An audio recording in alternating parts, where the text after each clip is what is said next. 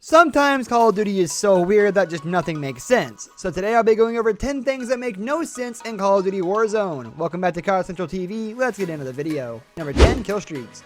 Call of Duty kill streaks have never made sense when you think about it. How does killing 25 people give you permission to call in a nuclear strike? Kill streaks start to make even less sense in Modern Warfare's Warzone mode.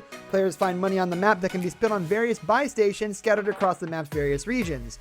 How such a small station can provide a UAV, airstrike, or a sentry gun is a mystery. It is even stranger how the station's loadout markers give the player perks, as if grabbing curated guns give your character superpowers.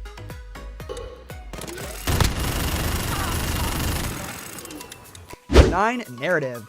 Battle Royale games are built with the main purpose of being fun, as every video game should. However, some of that fun can also come from some sort of narrative or plot to provide a justification for what you're doing. And you're killing dozens of squads in Warzone for what reason? There aren't any. The US and Russian forces decided to deploy 150 people into a war zone that is filled with gas for no reason at all. This doesn't impact the game in any negative way, but it makes absolutely no sense from a logical perspective on why this many soldiers would be sent out to a toxic war zone and only one squad is expected to live. Bye. So in this trailer, we see two soldiers, one in the Allegiance, who is Nikto, and one in the Coalition. Number 8, phones. Warzone houses a few secrets and Easter eggs that players have already uncovered. The community hasn't figured out a few of them though, one of which is the game's seemingly useless phones. Scattered across the level are various interactive phones that players can find and make an audible tone interacted with, but that appears to be it. 6 have been found by the community so far, but their use is currently unknown. There are also interactive computers that do something similar to the phones, again with no one knowing what they do. Perhaps they are tied to the various bunkers on the map. Our next one's going to be like in a reddish type building in Promenade West area. Number 7, gas ring. Sending 150 soldiers to an open arena and expecting only 3 of them to survive is crazy enough. What is even stranger is considering how the gas cloud works. Every Battle Royale game includes a ring that encloses on the map as the match continues, encouraging the remaining squads to fight each other instead of camping. From a mechanical perspective, the gas ring makes sense. For a series reboot that focuses on realistic, gritty gameplay, having a gas ring slowly envelops the map seems strange. Who is spreading it? Why not just envelop the whole map in gas? Why not send the squads in with gas masks? These are either irrelevant or easy to dismiss when looking at it mechanically, but it doesn't make any sense from a realism perspective. After you self-revive, you'll have about 30% of your health, and then it'll drop down, and that's pretty much it. However, Number 6, skydiving. On to mechanical aspects that don't make any sense. The way skydiving is handled in Warzone is both exhilarating and perplexing. Paradoxically, hitting terminal velocity while falling makes your character move slower than when not at top speed.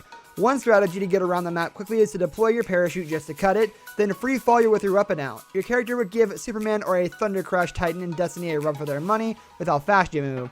When you get close to the ground, pop your parachute and you won't take any damage and reach the ground before anyone else.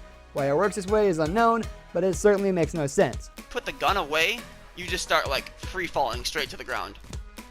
Number 5, vehicle fragility. Having vehicles in a Battle Royale game is a refreshing change from the constant running and gunning other games offer. There's just one problem. The vehicles in Warzone are fragile. They can take a few bullets before going down, just as you would expect. If you collide with a building or an object at any moderate speed though, then kiss your vehicle goodbye. Colliding with any building will cause any vehicle to explode, whether that be a buggy or helicopter. Use vehicles in Warzone just for getting around and not for running enemies over. Otherwise, you risk the entire thing exploding. Oh man, that is just too funny. Number 4, bullet drop. Bullet drop is nothing new to FPS games. Titles like Battlefield and Arma incorporate bullet drop to replicate reality and to balance certain weapons archetypes. The bullet drop in Warzone is so insubstantial that it might as well not exist. Bullets have drop-off that's noticeable for assault rifles, SMGs, and pistols, but the likes of sniper rifles or other high-velocity guns are nearly hit scan. Take a sniper rifle and try to headshot someone by aiming straight for their head. No matter the range, you will likely get a confirmed hit if your weighing was true. Why have it in the game if guns like snipers and other high-velocity weapons, the weapons that need it the most, are affected by it?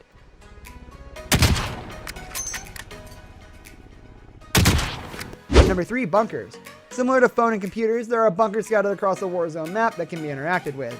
They ask for a code, but they simply beep when interacted with. Currently, no one has found the code required to open these bunkers up. Interestingly, these bunkers are included on Infinity Ward's website for Warzone, which shows these bunkers having a 120% loot rating, translating to tier 6 loot. Could this contain the Juggernaut suits and missing Modern Warfare kill streaks? No one knows. But the fact that no codes exist for them yet and phones and computers seem to not interact with them makes these bunkers a complete mystery. The eastern side of the mountain. Sitting down there, you're going to find the stump and... Number 2, multiplayer maps. Veteran Call of Duty fans can spot the likes of Overgrown, Vacant, and Kill House. Warzone contains most of Modern Warfare's iconic maps in some shape or form. COD is no stranger to doing this, but incorporating Black Ops maps in Black Ops 4's Blackout mode. How are these maps connected together? The older Modern Warfare games never gave the impression that these maps were located just kilometers from each other. This is awesome from a fan service perspective, but it makes no sense in terms of topography or continuity with the older games. Close range engagements a lot, which I think you and I probably enjoy more mid to close range engagements versus just the somewhat. You won the Gulag. You might have died by a barrage of bullets, a clean headshot, or an orbital strike bombardment, or maybe miscalculated a fall. Whatever it was, you always make your way to the Gulag. It makes sense that you would be captured if you went down and bled out, but to be put here after having your body torn to shreds by an RPG, that seems a bit far-fetched. More than that, the Gulag gives players lethal equipment after a few seconds if no one has died. Likely to help break stalemates. In practice, this means players camp until they get a lethal grenade. They then use said equipment to instantly down the other player to get back into the fight. It makes Gulag matches feel drawn out, tedious, and the victory seems arbitrary instead of who has the better gun skill. The dead, that's $9,000 that you need to pay to revive both of your teammates. And that's This brings us to the end of our video. I hope you enjoyed it. Hit like if you did. And don't forget to subscribe to our channel so you don't miss out on any of our videos in the future. Also watch the 2 videos that are on your screen because I'm sure you'll love them. With that, I'll see you in the next video. Goodbye.